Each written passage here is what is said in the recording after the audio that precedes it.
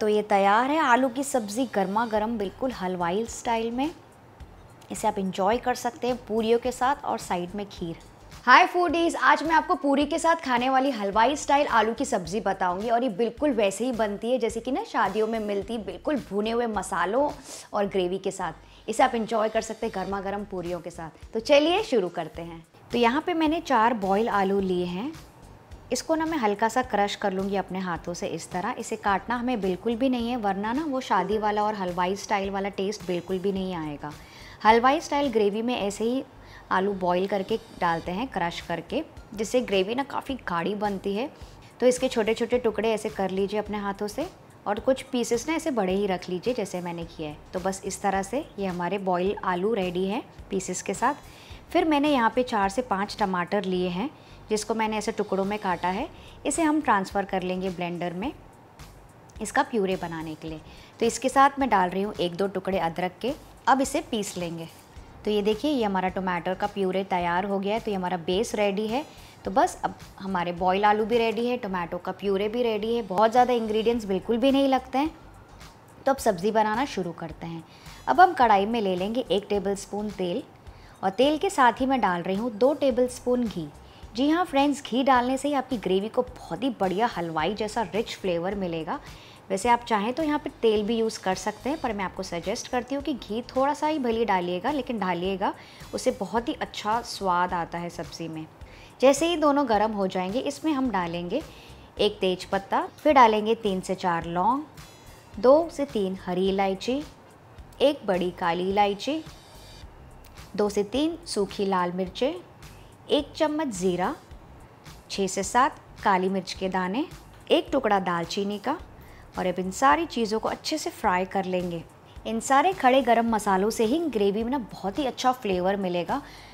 और हलवाई लोग भी ना शादियों में बहुत सारे खड़े गरम मसाले यूज़ करते हैं अपनी सारी ग्रेवीज़ में, जिसकी वजह से उनकी ग्रेवी में ना हमेशा सेम ही स्वाद और खुशबू आती है, अगर आपने नोटिस किया होगा तो।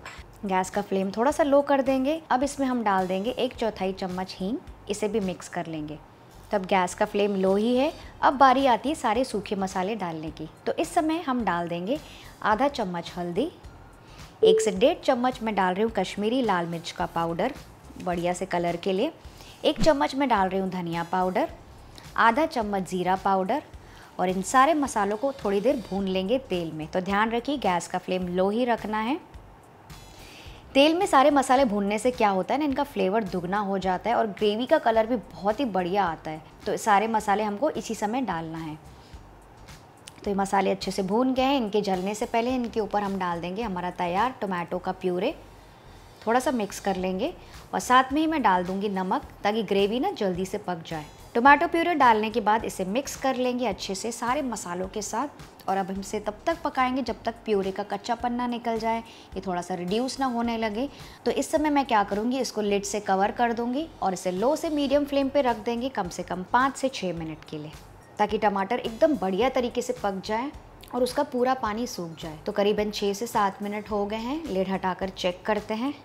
ये देखिए, टमाटर बिल्कुल अच्छी तरह से पक गए हैं, अपने क्वांटिटी से हाफ़ भी हो गए हैं, काफ़ी सूख भी गया है मसाला और साइड में से ना तेल भी छूटने लगा है। तो ध्यान रखिए फ्रेंड्स, टमाटरों को अच्छी तरह से पकाना है, उसका पूरा पानी सुखाना है, तो ही आपको सब्ज़ी में ना बिल्कुल हलवाई जैसा टेस्ट आएगा। यही राज है उनकी सब्ज़ी का।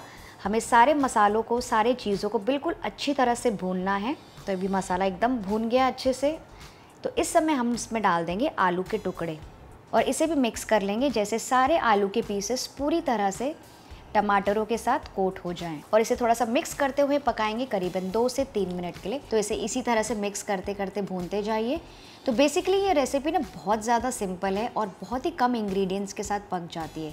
तो यहाँ पे सिर्फ खेल है तो मसालों का और भूनने का। तो अब इस समय हम इसमें डाल देंगे करीबन 1.5 से 2 कप पानी और पानी में अच्छा सा उबाल आने देंगे।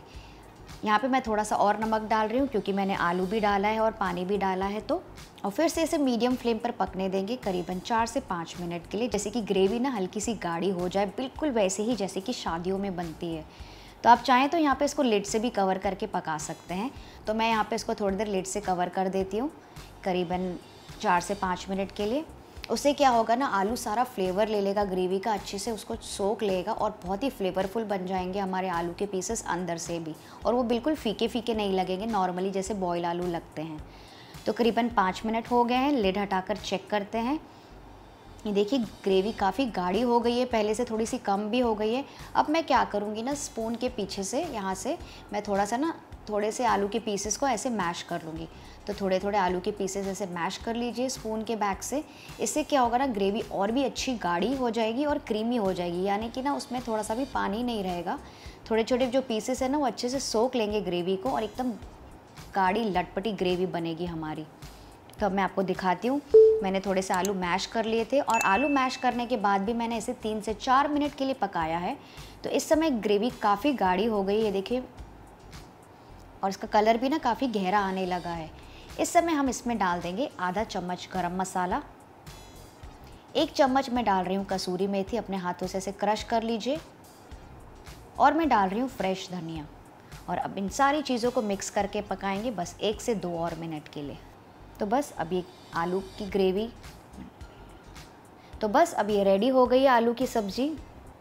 ये देखिए कितना बढ़िया कलर आया है, साइड में से तेल भी छूटने लगा है। और मैं आपको ना पास से भी दिखाती हूँ इसकी कंसिस्टेंसी, बिल्कुल परफेक्ट कंसिस्टेंसी है, बिल्कुल वैसे ही जैसे कि शादियों में मिलती है। इसमें से पानी बिल्कुल भी नहीं छूट रहा है साइड से, क्योंकि हमने इसे अच्छे से भूना था और सारे मसालों के साथ लटपट गई है।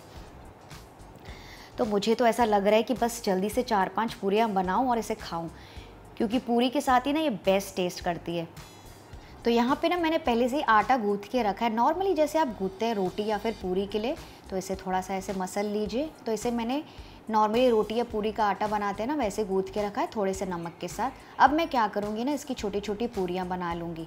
तो 3 से 4 पूरियाँ बेल लीजिए और फिर अब इसे हम गर्मा गर्म तेल में फ्राई करेंगे, ऊपर से तेल डालते हुए, जैसे कि ना बढ़िया तरीके से फूल जाए और गोल्डन ब्राउन हो जाए। तो ये देखिए हमारी पूरियाँ भी रेडी हो गई है।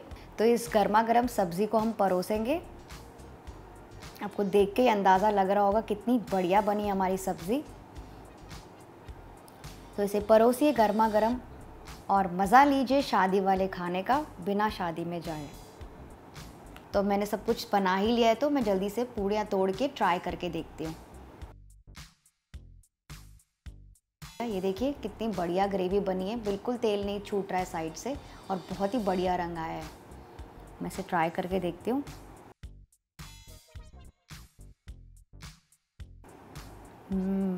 मज़ा आ गया। आप भी ये बढ़िया से आलू की सब्ज़ी अपने घर में ट्राई करके देखिए, गर्मा गर्म पूरियों के साथ आपको भी खाने में एकदम मज़ा आ जाएगा। तो फ्रेंड्स, कैसी लगी आपको आज की रेसिपीज़? अगर अच्छी लगी तो इस वीडियो को लाइक, शेयर और सब्सक्राइब करना ना भूलिएगा। मैं आपसे मिलती हूँ एक और वीडियो के साथ। Bye bye.